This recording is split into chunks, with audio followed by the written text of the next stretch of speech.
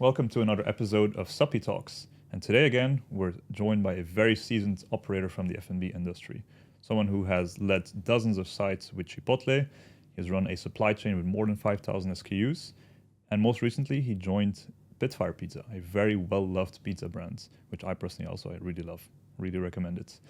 So, Matt, you recently got promoted to COO. Congrats. I did, yeah. Thank you very much. I'm happy to be here. Looking forward to talking to you guys. Thank you for joining us. And tell us a bit more about Pitfire. What makes Pitfire Pitfire? At the end of the day, it comes down to quality, of course, but a lot of what we do is around the overall experience, right? So whether someone's ordering on delivery or coming into one of our locations for, just a Friday night dinner or a birthday, we just want to make sure that it's a memorable experience overall, which sounds easy, but can be quite challenging. Sounds very challenging. Such a crowded category as pizza. So when you joined about 2 years ago, there were like 2-3 sites, or how was that? Yeah, we had 2 locations in JLT. We were in Timeout Market and another delivery location in Business Bay. So what intrigued you about their brand? I mean, you're a very seasoned operator. I'm sure the opportunities were plenty. So why Pitfire? What did you see in the brand? I was living in JLT a couple of years ago, maybe 2015, 2016, and I stumbled across the brand. I became a pretty loyal customer. Got to know Bill and Michelle, the owners at Right Market in Alzabil, and built a relationship with them. Just got to know them a little bit. They're American as well, so we have that in common. And what I found was there was nothing else in the market quite like it. There was a lot of pizza, or things that sort of call themselves pizza, but they're not quite what I'm used to. So from there, we just started talking quite a bit about the overall business, how to run a business, how to sort of identify metrics, things like cost of goods sold and profitability. And then somewhere around 2018, I did a small project for them, helping them figure out, inventory and cost of sales. Back then there were 2-3 branches, and now you guys have 8 branches? Now we have 8, a central kitchen, and 3 more under construction. That's incredible. So how do you keep scaling like this, but yet you keep that consistent quality? A lot of that comes down to attention to detail, but also we shifted into a central kitchen a little while back, and that helped us centralize our dough production and a lot of our other toppings. That's had a huge impact on our overall quality and consistency, just being able to monitor it at such a close level there. So then when you're selecting new sites to expand, like what's the criteria? Like what do you think about when you say that's where Pitfire is going to be a good place? Well, we want to see that we're going to operate somewhere where we haven't operated before, maybe cover a new delivery area or get into a residential development. For example, Dubai Hills has grown quite a lot in the past few years. We were happy to get into that community. But we also look at talking to our delivery aggregators. What do we cover already? What's sort of underserved or too far away?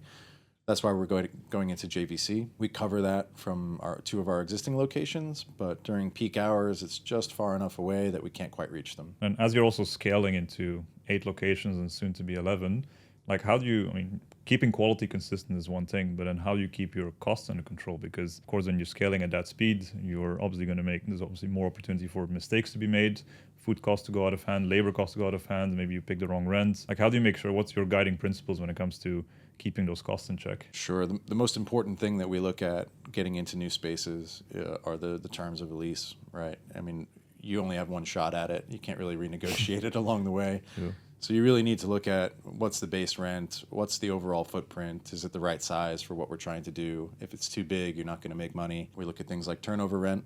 That can be fine for an area with good footfall like Dubai Hills. It doesn't rely on delivery. But if you're going to get into a delivery-heavy area like we are in JLT, you wouldn't want to pay turnover rent. And what about pricing? Like, do you keep pricing consistent across locations? How do you even decide on pricing? Pricing's a challenge. Dubai Hills is a little bit higher priced because of the DM tax involved in being licensed. The same for Timeout Market, but all the other locations are priced equally. We look at that, once a year or so. We do a competitive analysis. We look at the overall cost of sales, our overall food cost for our menu, but we also look at what's available in the market. Last year we looked at like 15 or 12 or so competitors. We got a pepperoni pizza from each one. We looked at the size, the price. We did a bunch of taste testing, tried to be as unbiased as possible. And we plot it on a graph and we say, okay, here's the price, here's the quality, and where do we stand compared to everybody else? I think that's the best way to look at pricing. If you start looking at just your cost of doing business and trying to add a margin to it, ultimately that's going to fail because the market knows what you're worth even when you don't. What's your favorite pizza that's not Pitfire? Favorite pizza that's not Pitfire? It's got to be Marmalada down in Why? Abu Dhabi. Raj is a great guy. He runs an amazing restaurant. The food is good. The whole experience is great. I mean, I live pretty close to it as well, so it's a good place to go visit on the weekend with the family. You'd rather go there than to the Pitfire in Abu Dhabi, or? Well, when Pitfire's in Abu Dhabi, I don't know. Different story. We'll see. That's really cool. And when it comes to inventory management, like how do you go about building processes to make sure you keep your inventory in check, you don't overorder, you don't underorder? What's your plan? Inventory management, this is another tough one because as a restaurant manager, and you have to look through their eyes on this sometimes, it's very easy to overorder, right? If you overorder, you have a bit extra stock, you manage it as long as you're paying attention to shelf life. But if you underorder, you get slammed, and you usually get slammed at the worst possible time. So there's a lot of incentive to sort of bring too much stock into your restaurant. And in the past, what they had done in the restaurants was basically fill the shelves and fill the fridges and manage it. And what ends up happening is, your 2 restaurants, it's okay. Maybe you have 30,000 dirhams worth of inventory or something like that. But then you grow to 8 or 11 restaurants, and the next thing you know, you have 500,000 dirhams worth of stock on the shelves, and it becomes pretty important to manage it. So what we had done in the beginning was we said, okay, we're going to look at what's taking up the most space, what's costing the most money, and figure out how to hone in the ordering for it based on the product mix, based on the recipes, based on the order lead time, the shelf life, and all of those factors together. I had built out a system in Excel to manage all those things in the beginning, which, everyone loves Excel for everything. It can be great. Is it still around? What's that? Is it still around? No, it's not still around. It works well, but you really have to be sure to input all of your invoices. You'd have to manually sort of differentiate between pepperoni or turkey ham as a meat cost if you wanted to track that individual SKU. You had to take a weekly inventory, and then you had to be managing your product mix, updating your sales every month. Any changes to recipes would have to be manually changed in each one of those systems for each location because they weren't tied together. Quickly became a lot to manage. So you were unfireable. Right. Yeah. I created a system that only I know how to use. Good way to ensure your job. But ultimately, one of the things that we focus on at Pitfire is not just being effective, but working at being more efficient. And ultimately, the same thing that I tell to all my managers is that if you want to make more, you have to be able to do more. And to do more, you need to do certain things more quickly, more efficiently. You don't want to waste your time on inventory management every month. You have other things to think about. 100%. You should be able to remove yourself from the equation and still have it run efficiently so that you can focus on solving new problems, not solving the same problems every day, right? Yeah, totally. I mean, I love solving new problems. Solving old problems can get frustrating pretty quickly. What's the right moment that you decided your Excel sheet for inventory was like, no, this is not going to work anymore? I think I realized it a lot sooner than we made the change, but somewhere probably around 4 or 5 restaurants, it became pretty clear that something else was going to be required, right? We were doing production in some locations, shipping out to the locations that didn't have space for production. You'd have to manually transfer stock. That would have to be manually recorded in the Excel sheets and such. So, you get to a point where the data is great, but it costs too much time and effort to produce it. So over time, it sort of degrades the process. So ultimately, when we moved to a central kitchen, we knew that something had to happen because our POS system just couldn't really handle that dimension of the business. And that's actually how we first started talking to Supy. We were looking for a company that was going to help us manage inventory, but also distribution from a central kitchen to individual restaurants. Makes sense. So how often do you do stock counts now? Weekly or monthly? Monthly. So they do monthly stock counts. We filter by variance. They have a threshold, say 1,000 dirhams, anything that has more than 1,000 dirhams plus or minus variance for the month. They dig into it and they look at the usage versus the recipe, purchases, wastage, and they figure out what the issue was. Sometimes it's in the restaurant, sometimes it's overportioning, sometimes it's the recipe. Maybe it hasn't been updated as per a new standard.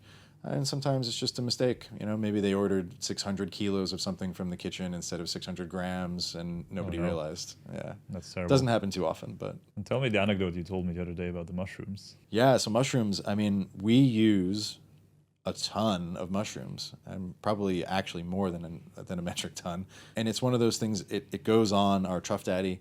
It goes on our Bill Special, and if you have a small variance in the quantity, because of the volume that we're talking about. I mean, we looked at that recipe. We saw that there was a huge usage variance in mushrooms overall. We dug into those too, and we realized that, okay, it's supposed to have, let's say, 100 grams of mushrooms on it. One guy trains a new guy, teaches him to do a handful. His hands are a little bit bigger than the other guy's hands, and next thing you know, these pizzas are getting maybe 200 grams of mushrooms or something like that. So, it's a problem that's very hard to identify if you don't have your usage data, your theoretical and actual for that item. And once we did, we were like, wow, this is like $50,000 worth of mushrooms in a year. But because of us, people are getting less mushrooms. Right. Now we feel guilty. Well, they're getting more locations, so it's a good trade-off. At least the quality is consistent as well. Exactly, yeah. No, that's really cool. Do you have any other anecdotes about how do you keep your costs in check? Because that's all it's all about, right? You want to keep that quality under control, but it needs to stay cost effective. So what are your go-to tips and tricks for operators? Yeah, I think the most important thing is to break up your inventory, right? If you look at all 300, 400, 500 SKUs, you'll never be able to figure out where to focus your attention. So we look at the things that are high value and high volume, things like cheese, things like pepperoni, and those are the ones that we're looking at how we portion, right? So if you can pre-portion something that you're using frequently, like shredded cheese for a pizza, I would definitely pre-portion it, right? This way you have no variance. Every pizza comes out the same. You don't have concerns about, some people say, wow, I got this last time and it was a lot cheesier the last time. And people would notice things like that, definitely. But yeah, in terms of other items, I mean, pepperoni, we look at the number of pieces, right? So they actually count out the number of pieces of pepperoni that go on a pizza, so you know that everyone's the same every time. When it comes to managing your stuff, so because keeping that food consistent is one thing, is about keeping the ingredients in check, but it's also about how do you keep your staff well motivated? How do you keep them engaged? How do you deliver that customer experience? So how do you build that culture that really delivers a customer experience? I think building the culture really starts with who you bring in the door. Someone years ago in Chipotle told me it's a lot easier to bring in the right person than to get rid of the wrong person. And I've used that sort of guiding principle in teaching our managers, training our managers how to hire. We look for talent, we look for people that have the right personality, people that want to be in hospitality. Not everyone does. It's not for everybody, that's for sure. And one of the things that's really important is you look at people who have a situational awareness, right? I mean, the culture within Pitfire, act like you own the place. That goes for everybody. How would you treat a customer if you were the owner of this restaurant? How would you order food if you were the owner of this restaurant? How would you make pizzas if you own the place?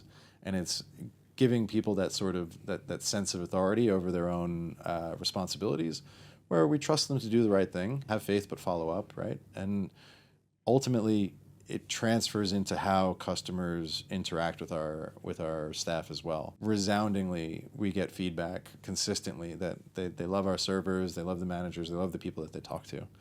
And a lot of that just has to do with being good at what they do, and it's very hard to teach people that. You can teach someone the menu, you can teach someone how to hold a tray or how to clear a table, but it's very hard to teach someone how to be genuinely engaging in a conversation and how to be genuinely aware of what's going on in their restaurant. They hire for attitude rather than hire for skills. attitude. Yeah, exactly. Okay, I really love that. And how do you then give them those growth opportunities, for example, so that they feel engaged to stay for a long time? That's why I got to keep opening restaurants. All right? That's why. Yeah. Number one, we got to create more opportunities for people. We brought in staff from all over the place. I hired the drive-through manager the drive-through supervisor from Tim Hortons a couple years ago.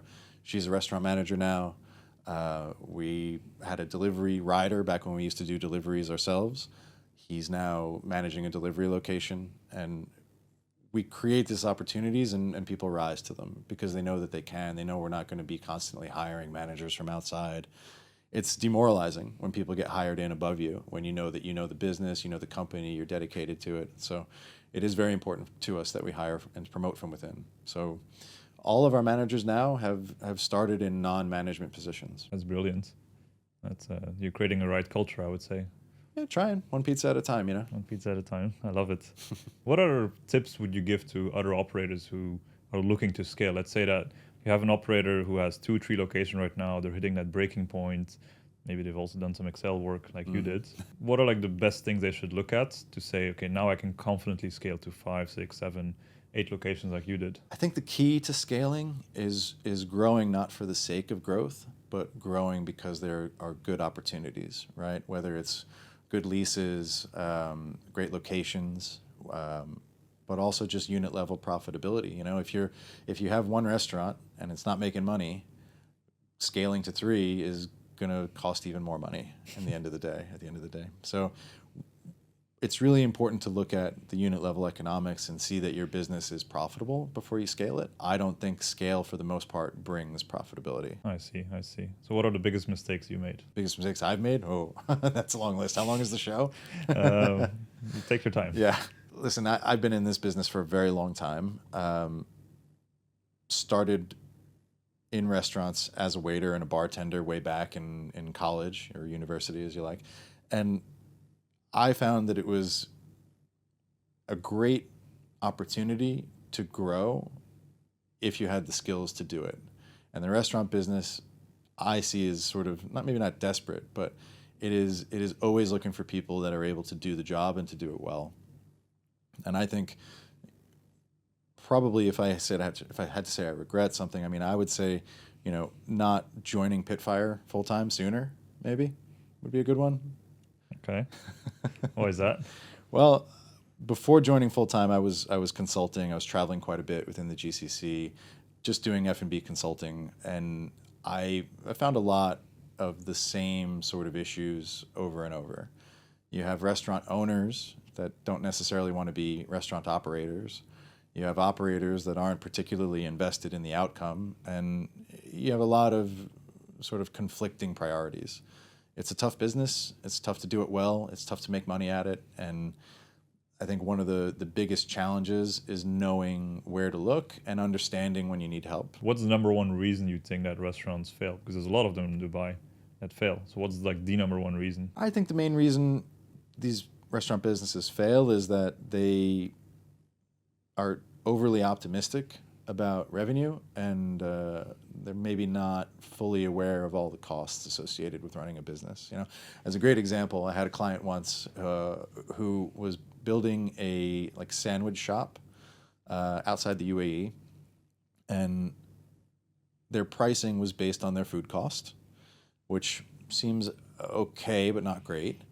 And then you look at the overall market, and it was a pretty expensive sandwich. And then you dig into it, and you realize that the food cost was based on the price of beef, but not the price of the pastrami they were making. And if you don't consider the yield, the price is completely different. I mean, 10 kilos of beef brisket ends up becoming maybe 5 kilos of pastrami. So your unit cost is actually double. I see. People underestimate all the costs that are associated with running a restaurant. Yeah, it's wildly expensive, and you really have to have great leases, and you have to have good gross profit in order to even consider it. I see. Also, one big topic when it comes to the food space is the aggregators. Like we see a lot of operators that are complaining that aggregators, they take very large commissions, etc. So, but still it's indispensable because online food is the big thing now. So how does Pitfire go about their aggregator strategy? We were on Deliveroo exclusive for quite a while. We had broken exclusivity about 2 years ago and launched on all the aggregators, which, the conventional wisdom, I think, is, wow, if you break exclusivity, you're going to pay a higher rate to everyone, and it's not going to help you. You're going to end up, it's going to cost you more money. But for us, we broke exclusivity, and our revenue is still growing in the double digits on that aggregator. Ultimately, I think the only way it makes sense to be exclusive is if you're capacity constrained and you can't service, all the volume if you run all the aggregators. So it's a good thing to start out with a new venue, for example, on being exclusive, but then as you can scale up and you've set your process, then you would break exclusivity. Yeah, you could. I mean, I think if you're a new operator, for example, and you're not sure how you're going to handle volume, then starting exclusive is a good way to get a slower start to it and really understand your business, and then scale it a little more organically than just sort of opening the doors and dealing with whatever happens. No, I see. And what about discounts? Oh yeah, discounts. You don't like discounts? No, I don't. I definitely don't like discounts. And this also goes back to my Chipotle days. The guy who used to run marketing, whose name I forget, he used to say that people get addicted to discounts. So I completely agree with him. I mean, if you look at how the aggregators are even set up now, the first thing there to click is usually what's 50% off, what's on offer. People get addicted to the price point. So I'd rather give it away free than discount it. Because people don't value the brand. They just see that's the price point I want to pay. Whoever can give it, I'll take the food. But you're not getting the loyal clients. Exactly, that's it. I mean, if you're hunting for discounts, you're going to be hunting for discounts, which is fine, but it's not going to build brand loyalty. It's discount loyalty. Speaking of brand loyalty, one thing I find really interesting what you guys do, the packaging. Who's making these designs? It's so cool. Yeah, the large pizza box. This started long before I joined. Bill and Michelle, they worked with local artists. We have one under development now as well. And they work closely with them. They have a box designed for us, and then as long as it's approved internally, then they go to print. We go to one of our box manufacturers, and they make those boxes for us. Usually it's a pretty big run. We'll run the box anywhere from like 3 months to a year, depending on how things go. And it's a cool opportunity to help celebrate local artists and be involved a bit in the community, which I think is cool. And then the box itself is good quality. I mean, it's very difficult to deliver a pizza hot but not soggy, right? So we want our box to release steam but retain heat. No easy task. No easy task. That's for sure. What's a hard decision you had to make at Pitfire? Hard decision. Well, I would say through looking for new locations as we grow, sometimes you have to say no to an opportunity, and that can be difficult.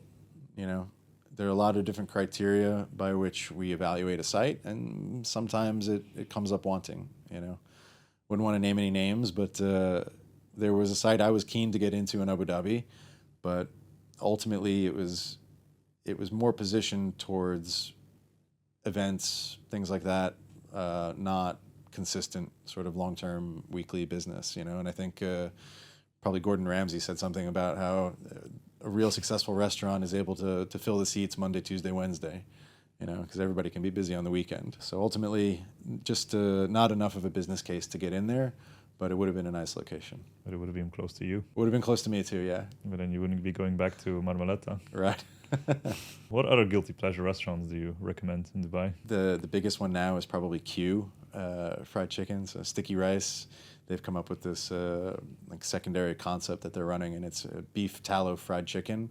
Man, amazing. Tell me about how you ran payroll on Microsoft Word. Yeah, well, okay. First of all, I didn't run payroll on Microsoft Word. I don't want to give myself a bad reputation. But one of the things that I found early on was that the manager that was handling payroll, he was getting it done, but it was the most convoluted process you could imagine. I mean, he was just opening Microsoft Word, listing out everyone's names and their salaries and time off and any overtime and all that, calculating it manually on a calculator and typing it into a Microsoft Word document, which on Word, yeah, not in Excel. Not in Excel, yeah, just in Word. Word. I've never seen anything like it before. Luckily, we were able to drastically revolutionize that process. So did people get paid the right amount? Oh yeah, people were getting paid the right amount. They might have actually been getting overpaid in those days. It's hard to tell, but rounding error. Yeah, exactly, small rounding error. Maybe for him, it just wasn't possible to keep doing it that way, right? So another thing that I had put in place early on was a full payroll system, right? Where, again, this was just Excel at the time, but we were able to automate it to the degree that it was necessary when you had 20 or 30 staff. And, it would take a couple of days, get everyone to send in their attendance logs, and then you would sort of copy paste it into an Excel model, and it would calculate, what's the salary, what's the overtime, what's the leave pay, any of that kind of thing. But that used to take quite a few days, and that was only 30, 40, 50 staff. Now we're approaching 300. So about a year ago, we decided to implement Yamli, which has been really a game changer for us for running payroll. I mean, otherwise, at this point, we would probably have to have a payroll team to do it the old way. Fortunately, we don't need that. Staff clock in and out. All of their annual leave requests and everything is all automated. They do it from their phone, gets approved by their manager, et cetera. And I run payroll. It probably takes, I don't know, maybe 3 hours to run it and check it. Not per bad. month. Yeah, not bad. And so how do you think about your tech stack? Like when you select vendors in your tech stack, like how do you make sure you pick the right one? How do you make sure that it can actually fit the requirements that you need? Like what's the thought process behind it? For some aspects of this, it's what we've used in the past that works. So I've used Revel now for almost 10 years. I like Revel. It works well as a POS system. That was a no-brainer. We shifted to Revel 4 years ago. For delivery, integrating DeliverEct and GrubTech, they both work quite well. We use GrubTech for Talabat and DeliverEct for everything else. And, we look at things like Xenia, for example. I got pitched on an asset management system that seemed cool. I wasn't really convinced, but I met the founder. We went through the functionality, saw how it would add some value for us in terms of facilities management and tracking how our facilities manager is spending his time and what equipment breaks more frequently than others. And it's worked out quite well. And they're in the process now of implementing all of our food safety checklists as well into an automated system. So we got a little extra benefit from it. When it comes to automations, what's a good time? What's a good thing to automate anywhere in your tech stack? Man, anything that you have to do frequently that takes a lot of time, I would automate it. I mean, automate payroll for sure as much as you can. Automate things like accounting. I mean, Supy, for example, all of our invoices are automated, right? So you place the purchase order, the invoice comes back, and it's integrated with our accounting software, Xero. So now we no longer have to spend a couple of days taking each SOA and manually entering all the invoices into Xero. When it comes to franchising, it seems that you're quite opinionated about it. You do not have any franchisees. Why is that? We don't at the moment. Franchising is a tough game. If you just want to grow, franchising is a good way to grow. If you need to grow, franchising is an even better way to grow. But, if you're a company that is growing organically, is, operating, growing, opening new restaurants through, self-funding, franchising doesn't really have the same appeal. We get a lot of interest, but by and large, the franchise interest we get is folks that want to own a restaurant. They don't necessarily want to run one. That's a huge red flag for us. If we do franchise, it would have to be the right partner, an operator, preferably a larger one that's able to scale this brand beyond what we're capable of internally, and an entity or a company that's committed to the same sort of service level, quality level that we are. You don't want to franchise to somebody that's going to be trying to cut costs and that you're constantly going to battle on ingredients and suppliers and et cetera. Franchising is it's a bit like a marriage almost. You want to get involved with the right person because it's very hard to separate afterwards. It's an expensive divorce. Yeah, it's an expensive divorce. No, I can see. What's the final hot take you have? A controversial opinion about the F&B industry? I think my hot take is too many operators focus on margin and labor. I think that when a restaurant operator is not turning a profit, the first thing they do is they reduce the quality to save some money on the food cost. And they also look at hiring less expensive labor. If you hire someone for half the price of who you've got now, you're going to get a lower sort of engagement rate from that person, right? So pay people what they deserve, and they're going to do a great job. But it's very hard to quantify. You're looking at a set salary that's quantifiable, and you're trying to figure out what the return is on it, which is a little more qualitative. So I think people tend towards cutting salaries or cutting food costs, and it's a downward spiral. You used to be ordering via WhatsApp. How did that turn out? Yeah, WhatsApp is definitely not a good way to do business. It's very difficult to track orders and have good transparency on them. Even years ago, I remember ordering by fax, which was also a disaster, if you can imagine. I had a restaurant opening up in New Hampshire. This is probably almost 20 years ago.